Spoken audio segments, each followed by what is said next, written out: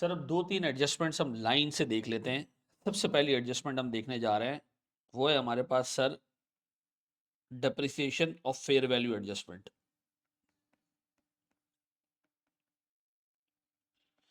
क्या मतलब इसका, ये सुन। तो मिसाल के तौर पर मेरे पास एक प्लांट है, ठीक है जी, सब्सिडरी के पास, ठीक है। इस प्लांट की कैरिंग अमाउंट है 500 रुपये। डन। जब डे वन पे पेरेंट ने इसको अक्वायर किया तो पेरेंट ने इसके सारे एसेट्स को फेयर वैल्यू पे ले गया। अब इसकी फेयर वैल्यू उस दिन थी इससे 800 रुपये। तो पेरेंट ने अपनी कंसोलिडेटेड बुक्स में इस एसेट को 800 पे दिखाया, ठीक है जी। अज्यूम करें इसकी रिमेनिंग लाइफ 5 साल थी। अच्छा, पेरेंट की बुक्स में, इसे कंसोलिडेटेड बुक्स में तो 800 पे आ गया, लेकिन सब्सिडरी की बुक्स में तो ये अभी भी 500 पे ही आ रहा है। तो सब्सिडरी तो उसको सर हर साल डेप्रिशिएट कर रही है 100 रुपए के हिसाब से। इसका मतलब है ऊपर जो मेरे पास कॉस्ट ऑफ गुड्स सोल्ड में या ऑपरेटिंग एक्सपेंसेस में सब्सिडरी के डेप्रिसिएशन आ रहा है, वो किसके हिसाब से आ रहा होगा, इसके हिसाब से आ रहा होगा। ऐसा इसको हम थोड़ा सा कम करके ना 50 रुपए कर देते हैं, ठीक है। अब बताएं जी हमारे पास डेप्रिसिएशन कितना आ रहा है जनाब, 10 रुपए का। अच्छा, जबकि सर डेप्रिसिएशन होना कितना चाहिए सर, डेप्रिसिएशन होना चाहिए सर कोई 16 रुपए का। ऐसा क्यों, ऐसा क्यों? ऐसा इसलिए, ऐसा इसलिए मेरे बच्चों कि कंसोलिडेटेड बुक्स में 80 रुपए डेप्रिशिएट होंगे, जबकि सब्सिडरी के इंडिविजुअल बुक्स में 50 रुपए डेप्रिशिएट हो रहे हैं। तो सर हमें हर दफा इंक्रीमेंटल डेप्रिसिएशन चार्ज करना पड़ेगा कंसोलिडेशन की एडजस्टमेंट्स के तौर पे। और आम तौर पे सर ये या तो यहां चार्ज होगा या ऑपरेटिंग एक्सपेंसेस में चार्ज होगा। एग्जामिनर आपको बता देगा, जैसे प्लांट हो, मशीनरी हो, तो कॉस्ट ऑफ गुड्स सोल्ड से रिलेट करता है। तो हम क्या करेंगे सर, हम 16 रुपए से, सॉरी 6 रुपए से अपना डेप्रिसिएशन एक्सपेंस बढ़ाएंगे। जब डेप्रिसिएशन एक्सपेंस बढ़ेगा तो cost of goods sold increase हो जाएगा। तो ये याद रहेगा कि डे वन पे सब्सिडी के सारे एसेट्स को फेयर वैल्यू पे लाने की वजह से कंसोलिडेटेड बुक्स का डेप्रिसिएशन ज्यादा होगा, सब्सिडरी के इंडिविजुअल बुक्स का डेप्रिसिएशन कम होगा। तो डिफरेंशियल अमाउंट हमें क्या करना पड़ेगा, as an extra depreciation charge करना पड़ेगा। डन।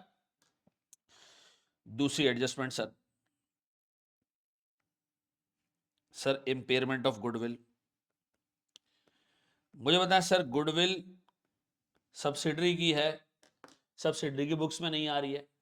पेरेंट ने खरीदी है लेकिन पेरेंट के इंडिविजुअल बुक्स में तब भी नहीं आ रही है। ना ये सब्सिडी की बुक्स में आ रही है, ना ये पेरेंट की बुक्स में आ रही है। तो फिर कहां आ रही है सर, एक कंसोलिडेटेड बुक्स में आ रही है। तो इसका इंपेयरमेंट भी ना तो पेरेंट ने बुक किया होगा ना सब्सिडी ने बुक किया होगा। अब हम बुक करेंगे किसमें, कंसोलिडेटेड अकाउंट्स में। तो इंपेयरमेंट जब भी आएगा या तो अदर एक्सपेंस का एक हेड बना देना या ऑपरेटिंग एक्सपेंसेस में इंपेयरमेंट को ऐड कर देना। से इंपेयरमेंट है मिसाल के तौर पर 3 रुपए का, तो 3 रुपए से हम क्या करेंगे, इसको बढ़ा देंगे। डन। याद रहेगा, याद रहेगा मेरे बच्चों। सबसे पहली चीज आपने क्या करनी है सर, हमने फेयर वैल्यू का डेप्रिसिएशन देख लिया, फिर हमने लिखा इंपेयरमेंट। इंपेयरमेंट ना तो सर पेरेंट ने अपनी बुक्स में रिकॉर्ड किया होगा, क्योंकि पेरेंट की इंडिविजुअल बुक्स में तो गुडविल है ही नहीं। पेरेंट की इंडिविजुअल बुक्स में तो इन्वेस्टमेंट डेबिट हुआ हुआ है। सब्सिडरी ने भी अपनी किताबों में उसको रिकॉर्ड नहीं किया, क्योंकि सब्सिडरी ने तो इंटरनली जनरेटेड गुडविल को रिकॉर्ड ही नहीं करना। सर चूंकि जब पेरेंट ने इसको खरीदा था तो कंसोल्ड बुक्स में हमने नेट एसेट्स के साथ गुडविल को रिकॉर्ड किया था। तो गुडविल जब इंपेयर होगी तो वो सिर्फ कंसोलिडेटेड बुक्स में आ रही होगी, और आप उसको अपने पास इनकॉर्पोरेट करना।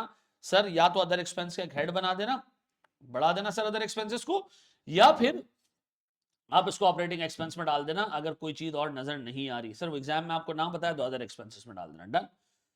सर फिर लिखूं इसके आगे, चार्ज ओनली इन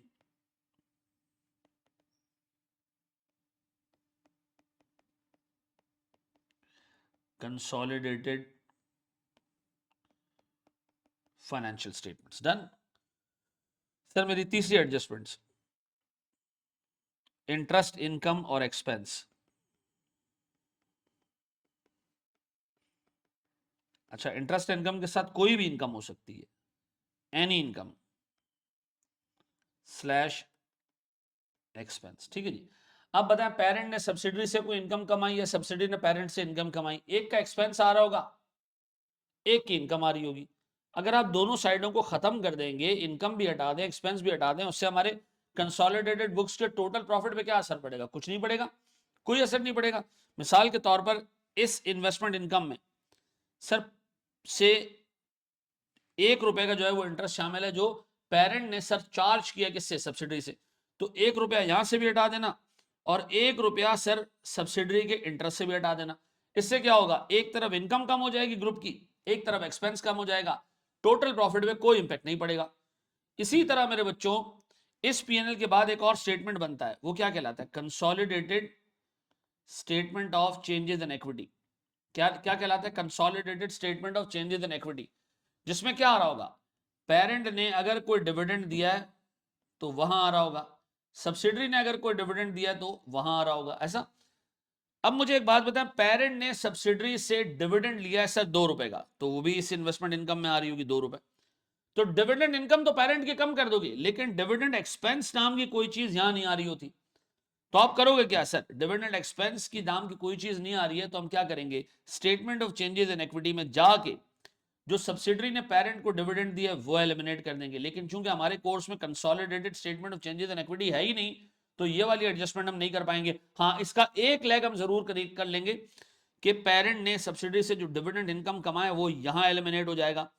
इसका दूसरा लेग एलिमिनेशन का होगा statement of changes in equity का, चूंकि वो है ही नहीं हमारे कोर्स में तो हम उसको देख नहीं पाएंगे। ये मैनेज कर लोगे?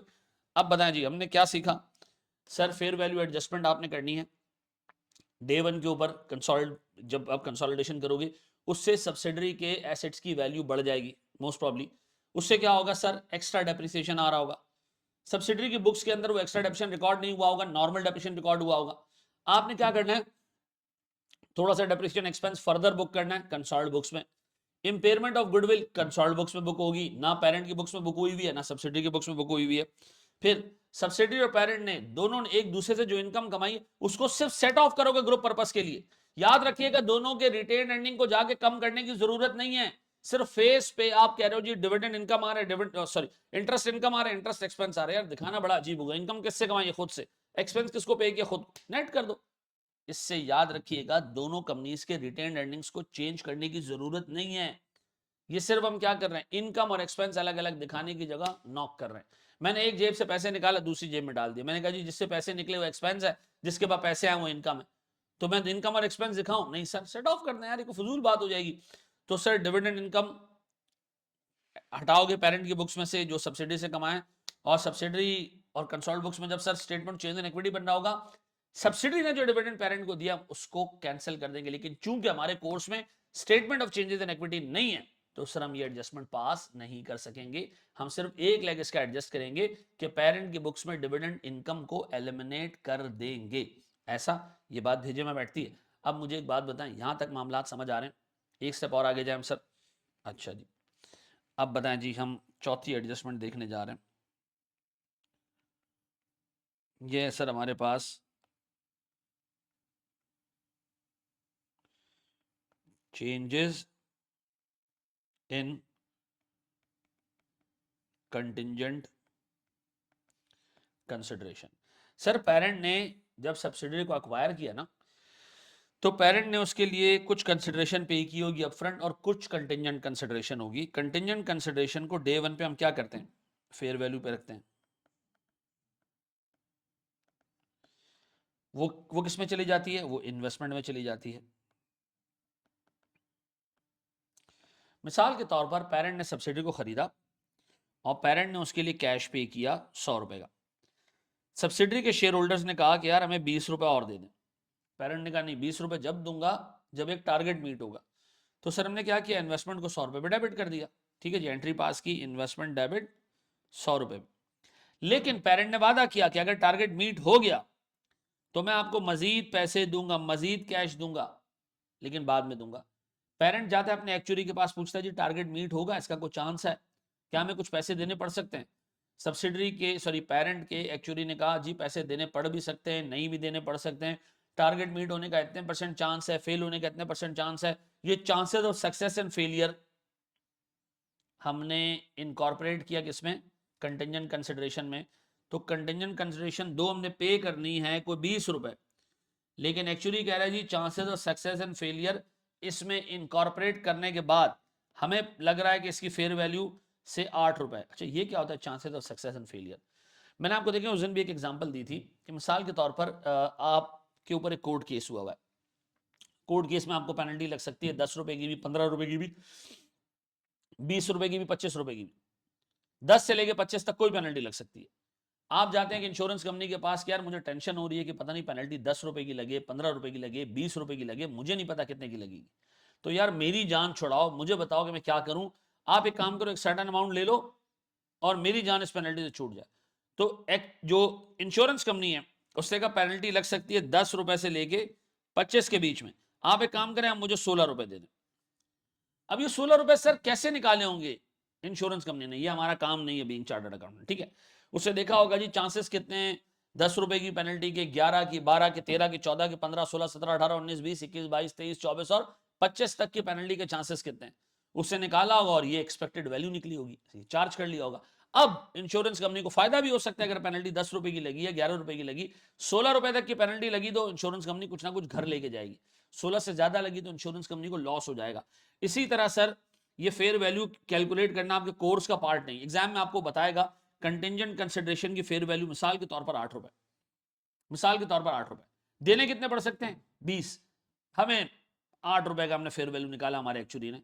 अब बताएं जी हमने क्या किया, इन्वेस्टमेंट को रिकॉर्ड कर दिया कितने पे, कंटिंजेंट कंसिडरेशन 108 के ऊपर, डन। कल पता चला हमने वाकई 20 रुपए पे किए, वाकई टारगेट मीट हो गया। तो मुझे बताएं मैंने सर 8 रुपए में तो इन्वेस्टमेंट को रिकॉर्ड किया था ना, 12 रुपए जो एक्स्ट्रा जा रहे हैं इसका क्या करूं मैं।